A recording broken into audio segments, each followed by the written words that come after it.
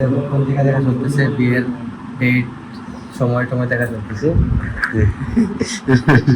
চেষ্টা দেখতেছে এদিক থেকে। তুমি তো চান্স দিতে পারে জামাইদের তো 10টার সময় নেই সেটা। ওহো তে তো তে তুই বড় ডাক্তার পারত না দোকানদারে তো দোকান থেকে উঠে যাবে কিনা গাড়ি দিচ্ছা। Hello everyone, welcome to my new blog. কেমন আছেন সবাই? আই হোপ সবাই ভালো আছেন। আমি তেমন একটা ভালো নেই গাইস, কারণ কয়েকদিন থেকে সর্দি কাশিতে ভুগতেছি। তো আজকেও ঘুম থেকে উঠেই দেখি একই অবস্থা, সর্দি কাশি সবকিছু একসাথে হয়ে গেছে। যাই হোক, তারপরও তো গাইস কাজ করতে হবে, দোকানটা খুলতে হয়, দোকান যেতে হয়, সেগুলোও করে আসছি। তো এখন ঘরে তো গাইস জানেনই আমাদের ঘর একদম খালি হয়ে গেছে, শুধু মা আর আমি থাকি ম্যাক্সিমাম টাইমে ঘরে। তো আমি মাঝে মধ্যে বাইরেই থাকি। গাইস মা নিচে আছেন, তাই নিচের দিকে গিয়ে দেখে আসি মা কি করতেছেন। আজকে গাইস আবার রিপন ভাই আসতেছে, সামনেই জানেন রিপন ভাইয়ের বিয়ে। তো রিপন ভাই আসবে, কিছু টুকিটাকি কাজ আছে ওর, আমাকে কল করে বলতেছে যে আসছি কিছুক্ষণের মধ্যেই। তো চলে আসবে আশা করতেছি কিছুক্ষণের মধ্যে। তো রিপন ভাইয়ের বিয়ে উপলক্ষে অনেক এনজয় করতে হবে, অনেক মজা হবে বিয়েতে। আপনারা তা অবশ্যই দেখতে পারবেন বিয়ের ব্লগে। আর এদিকে মা রান্না করতেছেন। এটা কি দেখো ডাল দেখুন প্রেসার কুকারে দিয়েছেন।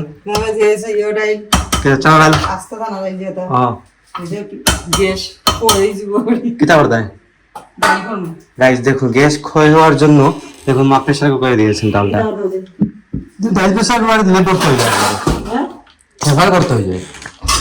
ডাল যদি সিদ্ধ হয়ে গেছে, একদম ভর্তা হয়ে যায় ডাল প্রেসার কুকারে দিলে। দেখুন শাক কাটতেছে।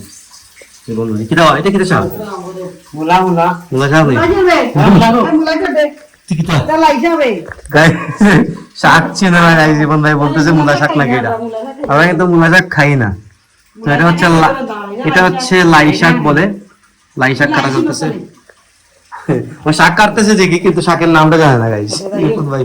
যাই হোক সমস্যা নাই, নামটা জানতে হবে বলতে কোনো কথা না, আমি নিজেও জানি না আসলে। একটা হইলে মা বলতেছেন একটা বললেই হয়েছে। ওদিকে কমলা আছে, তো গাইস কমলা খেলে নাকি কাশি কাটে, তো কমলা খাই, ভালো লাগে। কমলা খাইলে কাশি কাটে গো। গাইস কমলা খাইলে কাশি কাটে। কমলা খাওয়া যায়। তো কমলাটা গাইস খুবই মিষ্টি, ভালো লাগে। এই কমলাটা মনে হয় থেকে আনছিলাম আমরা, সাবাসপুর থেকে আনছিলাম। ও গাইস সাতপুরকে নামিয়ে দিয়ে আসবার সময় সাবাসপুরের ওখান থেকে কমলা নিয়েছিলাম, মানে অনেক মিষ্টি কমলা, ভালো লেগেছিল খেতে। যদি জানতাম অনেক মিষ্টি তাহলে কিন্তু আরো বেশি করে নিয়ে আসতাম, ওগুলো শেষ হয়ে গেছে। তো অপেক্ষা করতেছি রিপন ভাই এদিকে, রিপন ভাই আসতে চলেছে কিছুক্ষণের মধ্যেই দেখি। তো গাইস চলে এসেছে রিপন ভাই, তো দেখুন তো ওর জন্য অপেক্ষা করছিলাম এতক্ষণ। তো সামনেই রিপন ভাইয়ের বিয়ে, বুঝতে পারতেছেন আমরা অনেক মজা করবো বিয়েতে।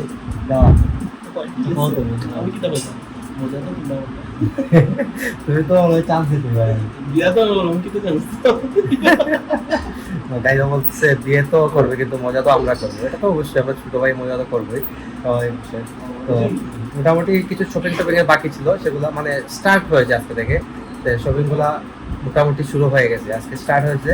আর কমপ্লিট ড্রেস থেকে স্টার্ট হয়েছে, কমপ্লিট বা শুট বা কমপ্লিট যাই বলেন না কেন, এগুলা থেকে শুরু হলো মাত্র। তারপর আবার সামনে আছে আবার আশীর্বাদ মঙ্গলাচরণ কিছু বাজার টাজার হবে এগুলা। আর এদিকে দেখুন হচ্ছে আমার আরেকটা ভাই বিদ্যুৎ ভাই আসছে, রিপন ভাইয়ের ক্লোজ ফ্রেন্ড। তো আমাদের সবই মানে দুজনে আমার বড় ভাই, কিন্তু তাই আমরা চলাফেরা কিন্তু তাই না।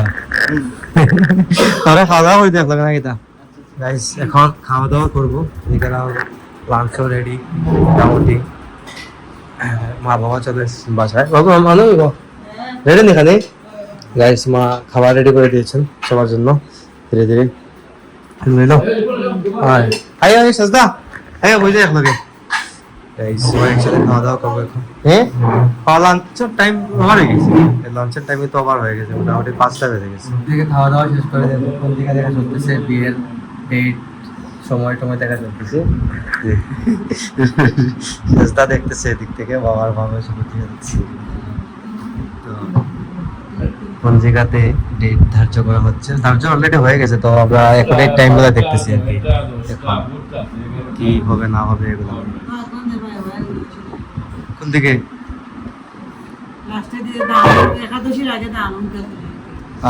এবার রাত 3টার সময় না দাম একাদশী লাগবো, বুঝছি। 3টার আগে তা শেষ হয়ে যাবো, লগ্ন ডাইল শুনি সমস্যা এটা 10টার ভিতরে তো বিয়া হইলে শেষ, 10টার ভিতরে বিয়া শেষ হয়ে যাবো। এটা 9টার টাইমটা তুলতে হয়ে যাবো না কেতা, 10টার ভিতরে তুলতে হইব। হ্যাঁ দশমী দিয়া এটা ঠিক আছে, দশমী দিয়া বাড়ি দিই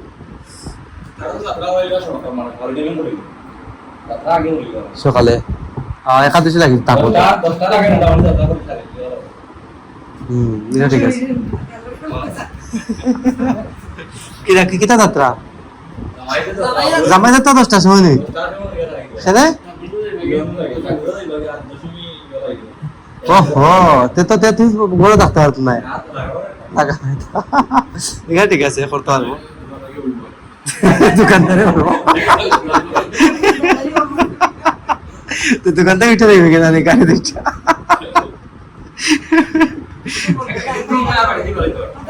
না দোকান থেকে লিখে দেবে তারে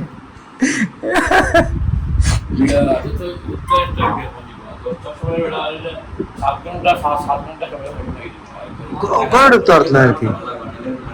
হ্যাঁ এটা ঠিক,